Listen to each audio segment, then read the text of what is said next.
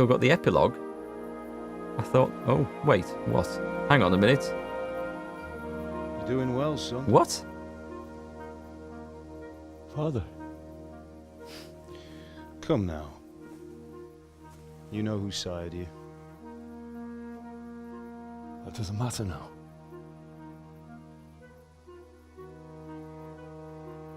I miss you, Amar. I miss you very much. You'll be fine. We're proud of you. For what? I let you down. I lost the sword. I let that bastard get away. Don't be so hard on yourself. See you, Project. Good night. There was nothing you could have done to save us. And someone has to live and carry the torch. As for the sword, it's just a thing. You didn't want me fighting. Now look at me. Standing up to evil isn't the same as sowing its seeds. You did what was right.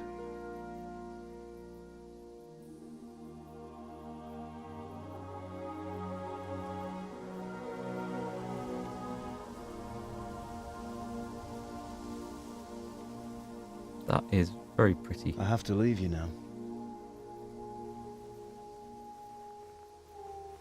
Oh, please.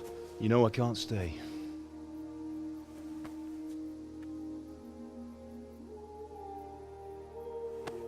Will I ever see you again? God knows.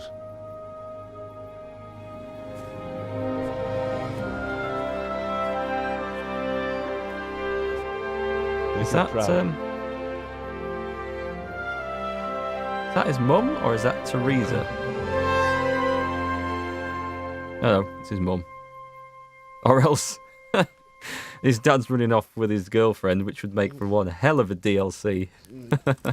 Oh, don't go. No.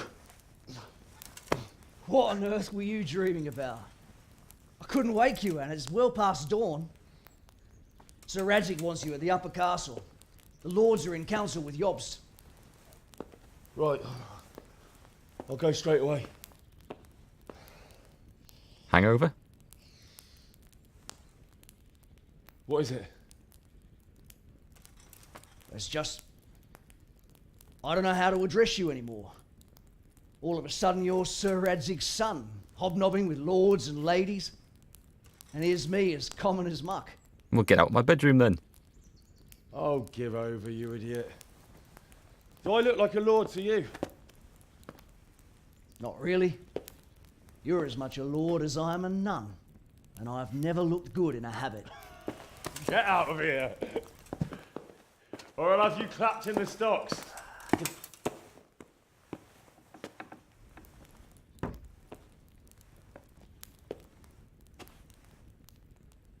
Nice room, nice fire.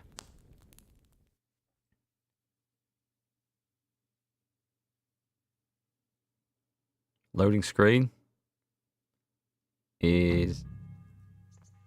We've done it. Have we done it? Is that it? There's stuff to do. Do I need to get dressed? Right, I've still got all my armour. That's fine. Well, I've got some perks to spend. Agility. That's done, isn't it? Oh no, I can have the light armour perk. Awesome. I'll have that. I'll have the vitality. I thought this was all over, but there is still stuff to do, apparently.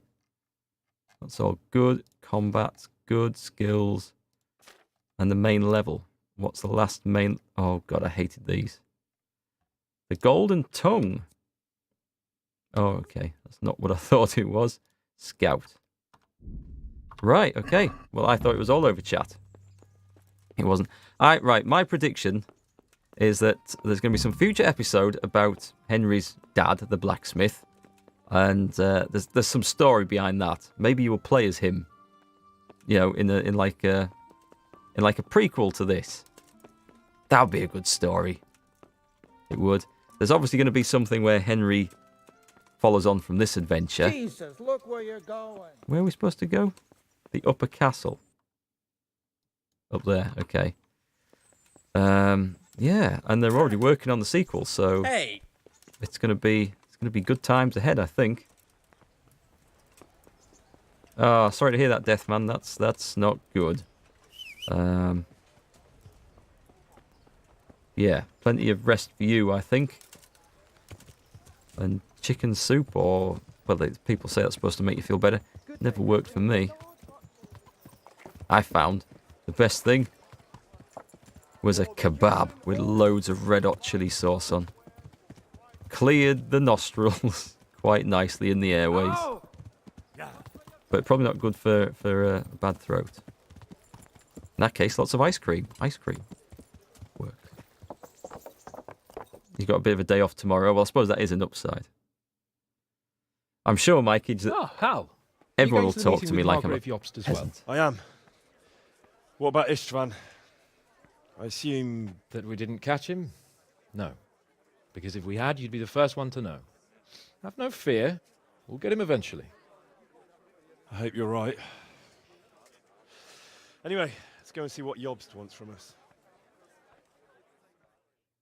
So what's this going to be like? A big tea party with everyone up there? My lords, Christ's blessings on you all. And on you, Lord Capon. And this is my son, Henry. I didn't know you had a son, Sir Redzig. Neither did It was a Henry. bit of a surprise to young Henry, too. This gentleman here is John II of Liechtenstein, a member of my council. I'm honored, gentlemen. Come join us. Margrave Jobst was just about to tell us the reason for his visit. Your Grace? I'm sure we're all agreed, Your Graces, that all this unrest must come to an end. This kingdom needs a king. Question is, which king? My cousin, Wenceslas IV, who is being held in captivity. I have to confess, my lord, that your answer surprises me a little. If I'm correctly informed, until recently you sided with your other cousin, Sigismund. That I cannot deny, and I have always stated my position plainly. But times have changed. How have they changed, Your Grace?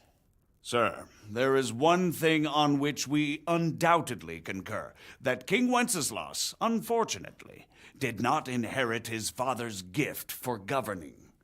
Sadly, his failures have cost Bohemia, the nobles, and our whole Luxembourg family a great deal of money and effort. How did the king let it go so far, damn it? It's in his temperament. He cares only for wine, women, and the hunt. A king, in fact, who never wanted to be king. Then Robert why didn't he just let Baratheon. his brother have the crown? Young sir, the crown weighs heavy when there are duties to be performed, but to surrender it means giving up great privileges too. But he did surrender power to his brother. When things started getting out of hand, Wenceslas appealed to Sigismund for help in restoring order. What, you're saying Wenceslas invited him here? This is starting to make my head spin. Actually, it makes sense when you think about it. Sigismund wanted to re-establish the power of the whole House of Luxembourg. He thought if he helped Wenceslas win the imperial crown, in return his brother would help him become the king of the Romans, and leave the actual reign of Bohemia and the empire to him. Sigismund would govern, while Wenceslas could carry on doing what he was best at, enjoying the life of the imperial court. Why wasn't Wenceslas crowned Holy Roman Emperor long ago? He was already elected king of the Romans. All he had to do was go and let the Pope put the damn imperial crown on his head. Who knows? Maybe he'd prefer hunting and consorting with bathhouse wenches to spending time with the Pope. Well, so would I must admit. Sigismund's plan seemed sound enough, but it didn't quite work out, did it? It worked for a while. He and his brother reached an agreement. Sigismund took over administration of the kingdom and began planning Wenceslas's journey to Rome for the imperial coronation. But then Wenceslas realized he would just be a puppet with a crown. I must say, Margrave Jobst, Wenceslas and Prokop behave rather like naughty children in need of a good clout about the ears. Sigismund would agree. He was already planning his rule of Bohemia, and all of a sudden, the rug was pulled from under him. I'd say he lost his patience and decided he'd drag Wenceslas to the coronation kicking and screaming if he had to. Just like a naughty child, as you say. So he abducted him and your brother Prokop too, if I heard correctly. Correct. And you helped him do it, if I heard correctly. Yes, your graces, it's Kill true. him. I was there when Sigismund abducted Prokop. I thought everything could somehow be settled, that we could make my brother see sense. But Sigismund just wanted to put an end to the dispute once and for all, whatever the cost. There was nothing I could do to stop him. And that's one of the reasons why I'm here. The worst of it is that it was all for nothing. Instead of putting a stop to the revolt, it escalated it, and the result is this chaos we have today. That's true enough, sir. But I must admit now, I'm not sure what your position is. The king is incompetent, but we must protect him? The simple truth, gentlemen, is that for all of Wenceslas's faults, we have no one else. So we'll have to make do with his idleness. People like him, though. But what can we do now? Sigismund has the League of Lords behind him. Otto von Bergholf, Heinrich von Rosenberg. The situation has gotten completely out of control. Now even the nobles of the League of Lords are realizing that Sigismund wasn't the right choice. So now Berghof is on your side. Are we to assemble an army together with him and face Sigismund on the field of battle? We're not in Hungary now. Such affairs may be settled elegantly, without unnecessary hostilities or expenses. Slimy get. I have negotiated an alliance with the Hungarian bishops, the Polish, and of course the Czech nobility, against Sigismund. Every day he is losing the ground under his feet, and that's why I need your help too. Oh, hi, Pez. What kind of help, though? Sigismund has a massive army, and Rosenberg, Berghof, and Prague are behind him. Do you have an army you could face him with? But that's not what I mean at all. There's been a revolt against Sigismund in Hungary, partly due to my efforts, and now he'll have to choose whether he wants to gain the Bohemian crown, which is a very risky enterprise, or hold on to the Hungarian one. He can't have both. And there's a tough struggle awaiting him in Hungary. I'm not sure he'll win, and Rosenberg and Berghof know it too. They're not stupid. If the Bohemian nobility stands together, they will turn. We are men of little consequence, Margrave. Radzig here lost everything because of his alliance with Wenceslas. Sir Divish came within a hair of the same fate. Even Rattay is defenseless against Sigismund and the League of Lords. What's more, your grace, King Wenceslas languishes in captivity in Vienna. He can't rule too well from there. And what do you propose? To sit with your arms folded till the Bohemian lands are turned to ashes like scarlets? We have to put a stop to this senseless war. All caps. And do you know, sir, what the true position of the League of Lords is? I'm not on the best of terms with them at this moment, so you'll have to ask them yourselves. Yes. Why not? I'll go and visit Berghof at his castle and we'll see what he tells me. You know, that's not such a bad idea, young sir. True. Though a little risky. I doubt Berghof would harm a blue-blooded envoy. And you can find out what he has to say about developments and what the League of Lords is planning. Then we'll decide what to do next. I'll help you compose a letter to him. I'd like Henry to come with me. Why not? He's proven himself an able investigator, and he'll also be a good bodyguard if anything should happen. And I'll send Sir John here to Kuttenberg to be my eyes and ears there. I believe both your reports will help us get a better grip on the situation. When can you set out? Just as soon as I've packed my things. Excellent. Margrave Jobst and I will draft a letter. Get ready, and we'll meet back here. That was one huge cutscene. I apologise if I missed saying goodnight to anyone there, but that went on forever. I expect it would be best to write it in your name as Lord of Lipa. Quite so, Margrave. What exactly am I to write? Oh, what isn't really the issue. The question is how. We need to learn where they stand on liberating the king and ousting Sigismund. If they'll make trouble or join our side, but... But we have to ask in a way that won't leave Sir Capon being run out of the castle with a whip. Exactly. How about writing that you're concerned about current events and that you want to see things settled peaceably, and then ask the opinion of the League of Lords? Very well said, sir. And what they want to do about freeing King Wenceslas. Whether they think liberating King Wenceslas IV might contribute to resolving the dispute? And what they plan to do about the god-awful mess in this country. What steps they envisage taking to end the pillaging of Bohemia by foreign armies? I couldn't have put it better myself. Well, I'd also venture to suggest one more. What is their stance on that is, the initiatives of Margrave Jobst of Moravia and a large part of the Bohemian nobility?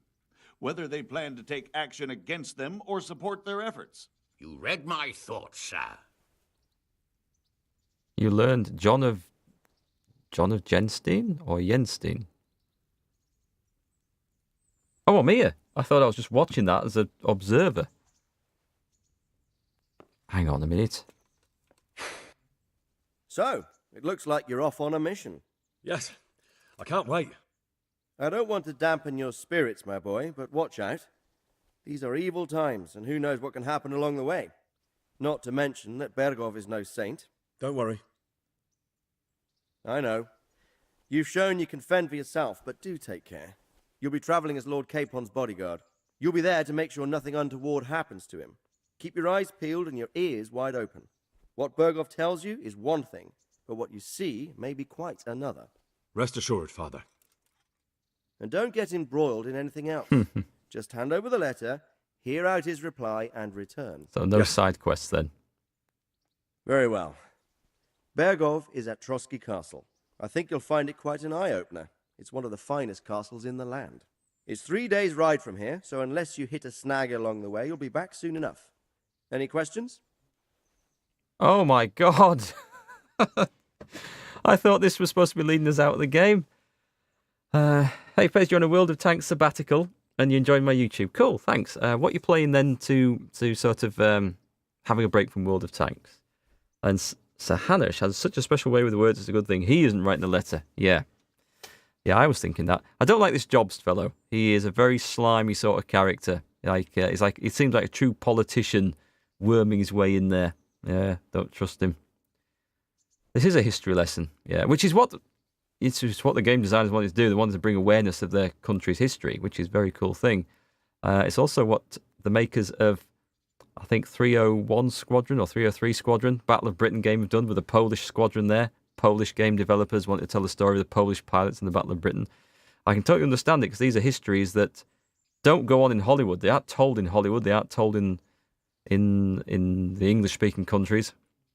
So yeah, it's a totally cool story with real characters in. Go on then, let's ask the lot. Who is he really, this Jobst? The cousin of King Wenceslas. He's the Margrave of Moravia. I admit I don't know what to make of him myself. Until recently, he was allied with the League of Lords. For a time, he even served Rupert of the Palatinate against the king. And now suddenly, he's reversed his position. I don't know what led him to do it, and one can't help being suspicious. It's best to keep a watchful eye on him, but he really is the leader of the resistance against Sigismund these days. We'll just have to see how it all turns out. Hey, playing The Witcher 3. Cool, I hope to get that started at some point as well. I'm getting a bit lost in the Luxembourg lineage. It all seems a bit too tangled. The Luxembourgs have ruled the Empire and Bohemia for almost 100 years now. Emperor Charles brought this land to prominence. When he was in power, things had never been so good. Wenceslas and Sigismund are his sons, but by different mothers. Jobst and Prokop are their cousins. They were entrusted with governing Moravia. But instead, they've been in a bitter armed feud for years, and now Sigismund's fallen out with Wenceslas. Wenceslas also had another brother, the youngest. John of Görlitz, who was most probably poisoned. They seem like a hot-blooded lot. It's hard to keep up with their affairs, since they tend to change their alliances from one day to the next. You weren't kidding, were you, Shokarek, when you said this was a history lesson coming here? I'm a bit concerned so many people seem to think so little of King Wenceslas. You knew him, didn't you? What's he really like? Well, there's no straightforward answer to that question. He certainly makes a great hunting and drinking companion, but he can be very fiery and impetuous when things don't go how he'd like them. He never had much of a head for high office. He finds it tiresome.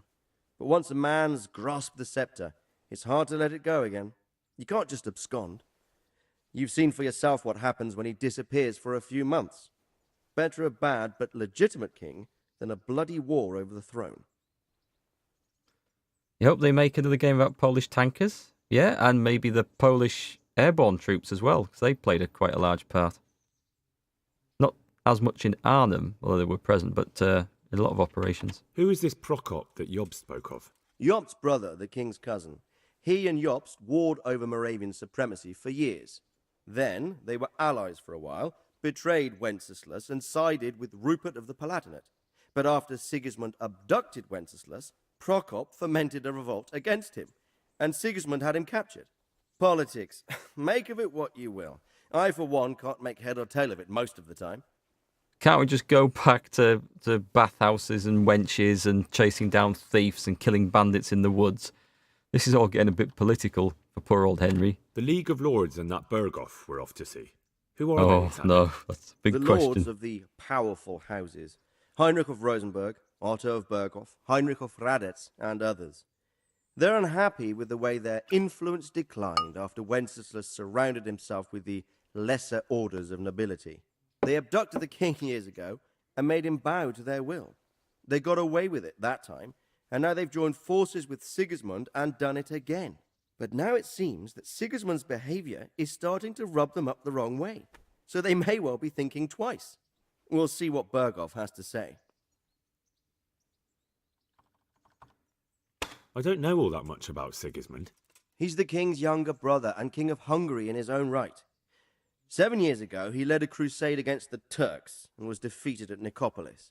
Some say it was due to the recklessness of the French knights, most of whom were mercilessly slaughtered. Sigismund is ambitious and capable.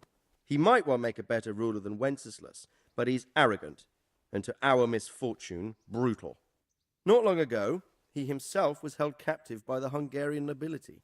They dislike him as much as some of the Czech and German noblemen do his brother Wenceslas. Ironically, Wenceslas joined forces with Jobst to liberate him. And now this is how Sigismund repays his brother. There's no doubt about it, God does move in mysterious ways. This is a complicated mess of history and politics. It's nice that the developers have put it in there, but I'm not going to remember all of this when the sequel comes out. Rupert of the Palatinate. That's a name I hadn't heard before today. Rupert is the Prince-Elector of the Palatinate. What's a Prince-Elector? The Prince-Electors are dignitaries of the Holy Roman Empire who have the right to elect the King of the Romans, who would then be crowned Holy Roman Emperor by the Pope. Rupert took the title for himself with the help of 3 other Prince-Electors, even though Wenceslas had already been appointed. Some of the nobility in the empire recognized Rupert's claim, but when he went to Rome to be crowned emperor, it turned into a fiasco. Now he's doing his utmost to get Wenceslas to acknowledge him, but so far without success. So, now we have 2 kings of the Romans. Jobst sided with Sigismund for a while, but now he's switched allegiance. He seems to do that quite a lot. What is that wooden thing wobbling about in front of the camera there? Right. One last one. John of Liechtenstein. What's his part in all this? That young man, Sir John of Liechtenstein. Why is he here? The Liechtensteins are a powerful Austrian family with estates in Austria and Moravia. Sir John sits on Jobst's council. Since the king's being held captive in Vienna, I suppose it makes sense to have a powerful Austrian house as allies. It could be very useful. Right. That about sums it up, I think. That's about all. Very well. Take the letter from Sir Hanush, and Good luck, son. It must be a weapon or a spear or something, mustn't it? The thing is, right? So what do you think of it all, Sir Divish? If he hadn't abandoned me I don't know what to think. as a baby, That makes two of us. I would have If I been did know anything educated in about all the that Osp, sort of nonsense, I'd say he's and I right wouldn't and need to ask absolutely it now. truthful. Rob. But Should I I've rob heard it? too much about him already. Likewise. Do we talk to these guys? Take the letter.